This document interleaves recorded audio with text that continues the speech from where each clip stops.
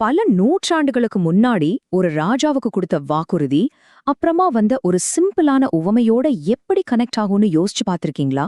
வாங்க, ஒரு ராஜாவோட வீட்டிலிருந்து ஆரம்பிச்சு எல்லாருக்கும் வழிகாட்டுற ஒரு விளக்கு வரைக்கும் போற இந்த ஆச்சரியமான பயணத்துக்குள்ள நாம ஒன்னா போகலாம். நம்ம கதை தாவீதரசர் ரொம்ப பணிவா கேட்ட இந்த ஒரு கேள்வியிலிருந்து தான் ஸ்டார்ட் ஆகுது.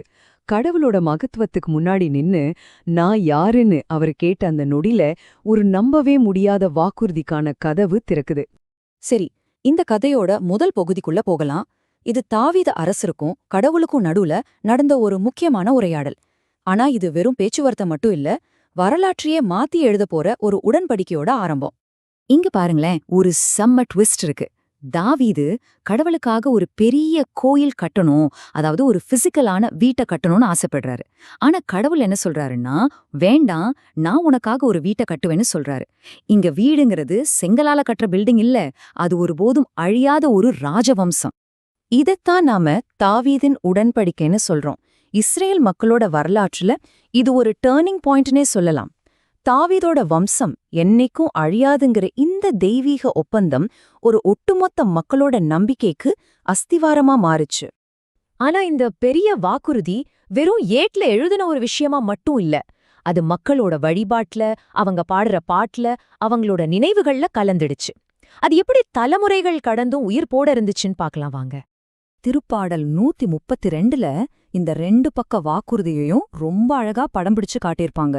அதாவது தாவீது கடவுளுக்கு செஞ்ச சத்தியமும் அதுக்கு பதிலா கடவுள் தாவீதுக்கு செஞ்ச சத்தியமும் இதுல எதிரொலிக்குது. இது ஒரு நினைவோட பாடல்னு கூட சொல்லலாம். அப்போ விஷயம் என்னன்னா, தாவீதோட அர்ப்பணிப்புக்கு பதிலா கடவுள் ஒரு நிரந்தரமான வம்சத்தை வாக்குறுதியா தர்றாரு. ஆனா இதுல ஒரு சின்ன கண்டிஷன். தாவீதோட வம்சாவளியினர் அந்த உடன்படிக்கைக்கு உண்மையா இருக்கணும். இந்த ஒப்பந்தத்தை மக்கள் மறக்காம இருக்கிறதுக்கு இந்த பாடல் ரொம்பவே உதவி செஞ்சது. சரி, இப்போ அப்படியே பல வருஷங்கள் முன்னோக்கி வரும். காலச்சக்கரம் சுழலுது. இப்போ ஒரு புதிய போதகர் வராரு, ஈசு. அவர் இதுக்கு சம்பந்தமே இல்லாத மாதிரி தோணுற ஒரு கதைய சொல்றாரு. அது ஒரு சிம்பிளான விளக்கு பத்தின உவமை. இயேசு ரொம்ப நேரடியா கேக்குறாரு, ஒரு விளக்க எதுக்கு கொண்டு வரோம்? இது ரொம்ப சாதாரணமான கேள்வி மாதிரி தெரிஞ்சாலும் இதுக்கு பின்னாடி ஒரு ஆழமான உண்மை ஒளிஞ்சிருக்கு. இது ஒளியோட இயல்பை பத்தின ஒரு கேள்வி. இந்த உவமையோட லாஜிக் ரொம்ப சிம்பிள், ஆனா ரொம்ப பவர்ஃபுல். யோசிச்சு பாருங்க, பயனுள்ள ஒரு விஷயத்த நம்ம ஏன் ஒளிச்சு வைக்க போறோம்? விளக்க கொண்டு வர்றதே அது வெளிச்சம் தரணும்னு தான். அது ஒரு ஸ்டாண்டு மேல வச்சாதான் அதோட நோக்கம் நிறைவேறும்.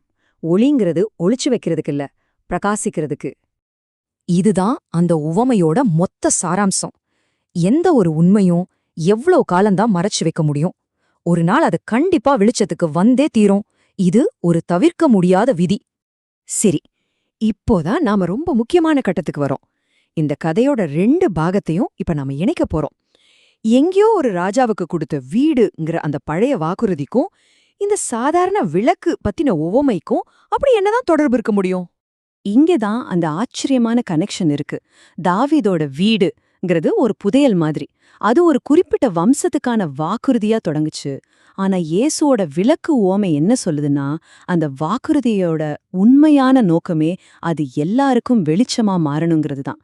ஒரு தனிப்பட்ட விஷயமா ஆரம்பிச்சது இப்போ இந்த உலகத்துக்கே பொதுவான ஒரு ஒளியா மாறுது.